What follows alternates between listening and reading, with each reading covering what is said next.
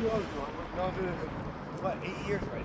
I am bad. Kung lumabas, konti lang. Subuti na lang kasi usually makikita ko yung ibang tao guys, kaya nataranta ako. Ang daming mga dumi na lumalabas. Itong sa akin naman sobrang kaunti lang. Mag-bread na punta guys. Ang ingay-ingay sa social media. Hindi man ganun guys. May mga basher pero hindi. Hala, nahiwa ko yung kukukahan. Han! I cut my finger. Agay. Cut your finger on. You didn't have a knife. I have. Look, I cut it deep. Oh, deep. That's a good thing about having a good other really thick callus and callus. That and plastic knives would be good. I have to finish this before it bleed. Da, Mary Ann, sismis pamar! Ano katuloy? Nakat katuloy. Da, Marisi. That what? Marisi.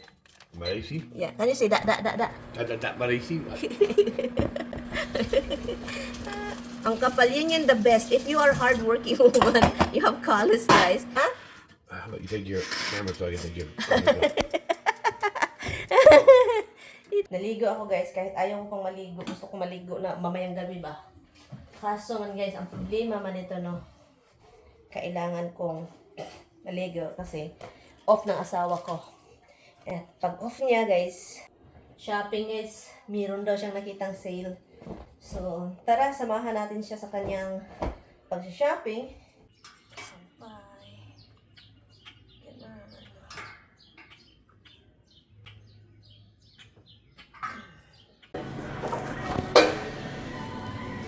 They're not on sale.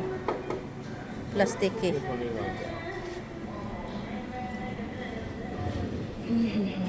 Nairita na ako dito guys kasi bumili siya ng cutter electric. Malaki, sobrang laki. So, okay lang. Bili ka ng sayudong. Why you need to get that big one? That's unpractical. That's not like, what are you? Builder? You imagining now, it's just like this. Sabi ko, bumili ng sobrang laki na cutter ng mga wood. At saka, ang problema nito ngayon, sobrang laki, asan niya ilagay? And it's too expensive. I don't even have underwear.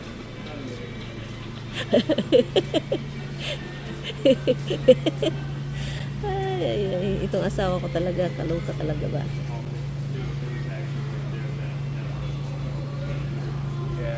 Ang problema nito, asan niya ilagay? Ito. Yan. Nalukan ako. Iwan ko na lang si Batman ito.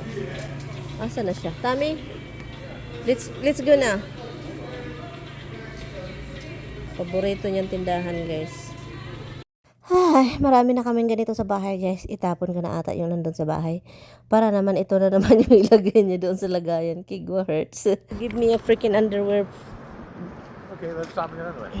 No, I do it when I'm with my friend. Maybe you old, John. No, what, 8 years, right? I am bad. So, andito na kami sa bahay at ito na yung on-order ni Mr. Guys. Ang laki-laki nga, 'di ba? And laking box. So kaya nakakaloka talaga yung asawa ko, guys. As in, ang dami ko. Ay nako, hindi ko na talaga alam kung anong gagawin sa asawa ko. Ngayon, tools yan. Asan kaya yan niya ilagay? Yun yung tanong ko. Asan niya ilagay yung tools na yan? Han? Now I need to go back to the store with your car. What? I need to get your food. Nakarating na kami sa bahay ngayon. Mag-grocery na naman kami, guys, kasi kailangan namin mag-grocery. Wala na din kami makain sa bahay. My husband is working every day, so Mary Ann is alone. And Tammy need food. Lago, grocery I told him to stay home. Food, I can buy food over there. But you want salad, right? Arogulaan.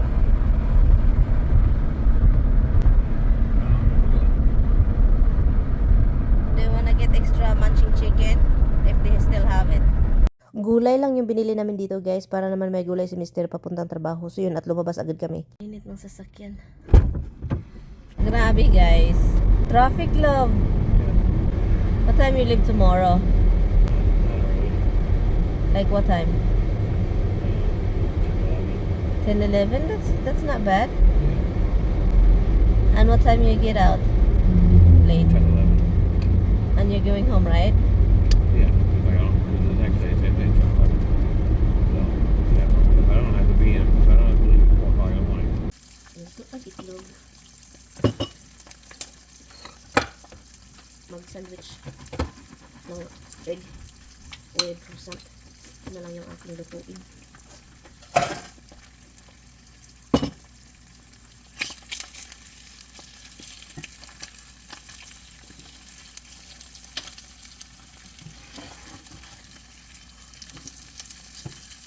Ano ko lang ito sa slider pa.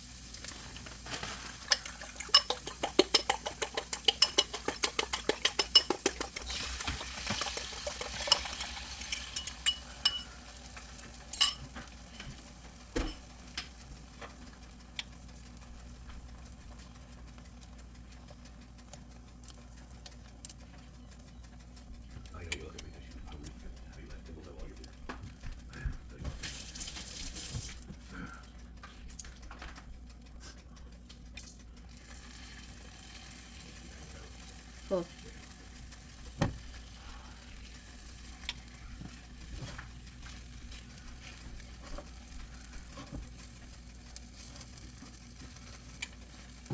I give Roxy already.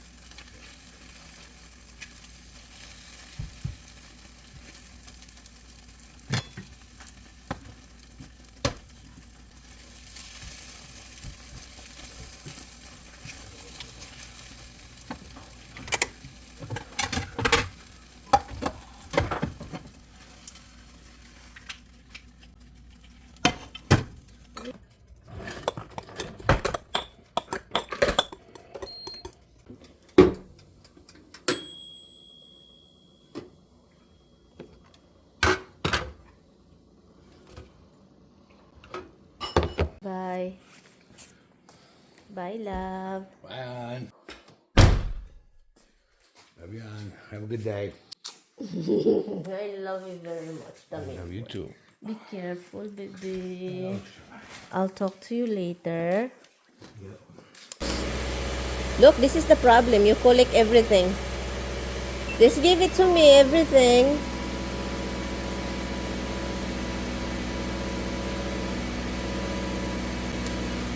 This is the issue here. There's more. Just give it. Every garbage, give it to me. Careful. Bye, love. At dahil wala palagi yung asawa natin, ang nangyayari guys, ang dami ko rin nakikitang mga nagsasabi, "Hay, kailangan mong linisin yung dryer kasi masusunog yan kapag marami nang nag-stock doon na dumi." O, di ba? Si Indemiri ang nataranta man at ako nataranta na kahit wala si Tami. Hala, hinahanap ko guys. Buti na lang nakabili si Mister ng pang-cleaning dito guys. So, nililinis ko dito kaso hindi man pumapasok talaga, no? Basta mga maliit talaga na bungag, no? Hindi talaga makapasok iting, charot. Pero nalinis palagi din kaming naglilinis. So ngayon ang ginawa ko kasi hindi makapasok doon, lumabas na ako dito guys. Ang sekreto lang pala daw sabi para hindi masusunog yung mga bahay-bahay mo dyan, no? So kailangan mong linisin after mag-dryer ka, linis agad. Ganyan man yung mga pinagagawa namin guys. So kaya ngayon, nilinis ko na din dito sa labas, yung labasan yan, yung vent. So guys, mayroong lumabas konti lang, subuti na lang kasi usually makikita ko yung ibang tao guys, kaya nataranta ako, ang daming mga dumi na lumalabas. Itong sa akin naman sobrang kaunti lang, so which is really good kasi hindi masyadong madumi. Kaya kung madumi guys, and then palagi pa naman ako magdodryer, palagi ako maglalaba ng mga blanket ng mga malalaki. Yun, Sabi pa nila yun yung dahilan daw masunog ang bahay. Ewan ko ha, wala pa akong narinig na ganyan. Basta kay yung mga cleaner, yung mga hinahire mo, yun yung mga sinasabi nila. Kailangan mo linisin bago masunog yung bahay mo. Aduy, day. Pag masunog yung bahay mo, day. Ito lang yung lumalabas guys. O hindi na ano, hindi marami. Pag masunog itong bahay guys, ay, kasalanan niya ni Tami. At dahil nag-promise po tayo kay Mister na alis po ako ngayong araw para mag-grocery at para bukas hindi na siya mag-grocery guys. And meron din tayong maluto. Kasi si Dudong Tami is hindi na masaya kasi puro na lang leftover at walang Filipino food. Diba? Of course, bago tayo makaalis ng bahay, kailangan muna natin ilabas itong mga pinamili ko the other day. Ito yung mga lupa at hindi ko nalabas sa sasakyan guys. So kaya tara, maulan din ngayon na araw. Bumalik na naman yung ginaw guys. Akala ko summer na. Ang layo ng parking nila guys. Kasi puno doon no, puro puno. So kaya nagpunta ako sa malayo-layo. Hanap tayo ng itlog.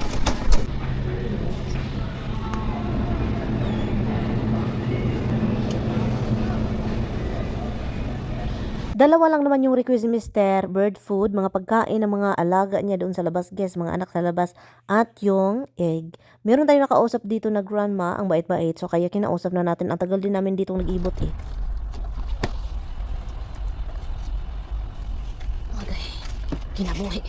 Yes, Inday Marian, yun talaga yung life. Kailangan mong gumalaw-galaw kasi nag-asawa ka at pare 42 ka na kada yun. Kailangan kang gumalaw. Huwag ka na magsalig-salig na palagi na lang ang asawa mo mag-grocery. Ay, nako. Mga ganitong time kasi guys, masarap kayo magtikungkong doon sa bahay, no? Yung maghabol-habol ka lang ba, mag-upo-upo, walang ginagawa. Kasi ganito ba, maulan, maginaw. Ay, nako, masarap talaga yung maglukot-lukot ba. Natawa ako guys kasi yung request ni Mister na 10 na bags, ang binili ko 5. Kasi si Tami na overpower talaga yung pagkaluko-luko niyan, overpower. Ganyan po yun siya, 10 bags daw. Sabi ko 5 na, nakapoy kayo mag-alsa-alsa na, no? Fingers crossed lang talaga bukas guys na si Mister yung hindi magyaya na lalabas.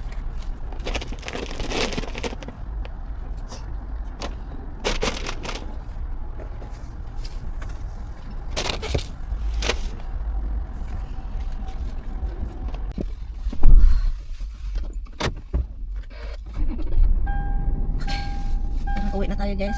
Hindi na nga ako nakapag-vlog doon masyado sa loob kasi ang daming tao. Weekend kasi no. So alis tayo. Hopefully yung egg natin hindi lilipad. Kasi kung lilipad yan, ang lalaki din itong mga sasakyan na sa gilid ko. Hindi ako piot. Drive puno ang parkingan. Puno ang parking lot. So, bahay na tayo guys. At of course, pagdating natin dito, ilagay natin yung mga grocery natin doon so kung saan dapat ilagay at magluto na tayo ng makain ni Mister. Para pag uli niya mamayang gabi ay meron siyang, kung gusto niya kakain guys ay meron, kung ayaw niya ay di wag. Bukas na naman din, dalawang lulutuin ko ngayon at bukas para naman masaya. Natawa ako sa mag-comment guys, yung iba sabi pa na ang dumi-dumi naman ng garahian ninyo at saka yung laundry area. Wag kayong magbuot-buot guys. Hindi naman kayo dito nakatira. So pabayaan nyo na kami kahit pa maglagay kami ng mga basura dyan sa salog, sa sahig. Wala kayong magagawa.